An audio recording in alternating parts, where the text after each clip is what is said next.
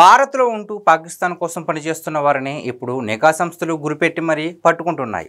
హర్యానాలో జ్యోతి మల్హోత్రా అనే యూట్యూబర్తో పాటు మరో 6గురిని అరెస్ట్ చేశారు. అక్కడి నుంచి వరుసగా అరెస్టులు చేస్తున్నారు. తాజాగా తెలంగాణలో సంగారెడ్డి జిల్లాలో పనిచేస్తున్న ఓ తాపీ మేస్త్రిని కూడా అరెస్ట్ చేశారు. వీళ్ళంతా పాకిస్తాన్కు అత్యంత కీలకమైన సమాచారాన్ని చేరవేరుస్తున్నారు.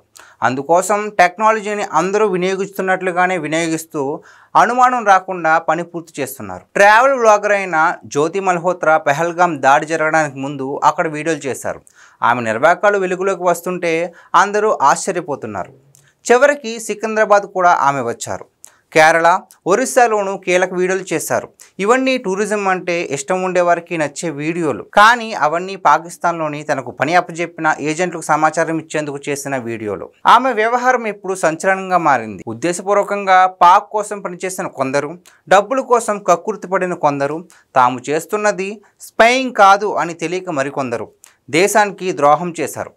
కొంతమంది భారత్ సిమ్ములతో పాకిస్తాన్లో వాట్సాప్ ఖాతాలను క్రియేట్ చేస్తున్నారు.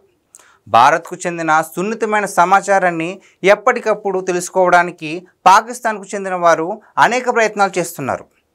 సోషల్ మీడియా వచ్చాక వారి పని సులువైంది. ఫలితంగా ఎంతోమంది వారి ట్రాప్లో పడ్డారు. ఇప్పుడు పాకిస్తాన్ వైపు వెళ్తున్న ప్రతి సిగ్నల్ను పోలీసులు తనిఖీ చేస్తున్నారు. అలాంటి వారిపై నిఘా పెట్టి పట్టుకుంటున్నారు. దేశానికి సంబంధించిన సున్నితమైన సమాచారాన్ని చేరవేసే వారిని కనిపెడుతున్నారు. అయితే వీరిలో చాలామందికి తాము స్పైయింగ్ చేస్తున్నామని కూడా తెలియదు. డబ్బుల కోసమో మరే విధంగానో ట్రాప్లు చిక్కుతున్నారు. కొంతమంది ఉద్దేశపూర్వకంగానే ఈ పనులు చేస్తున్నారు. తెలిసి చేసినా తెలియక చేసినా అది దేశద్రోహమే అవుతుంది.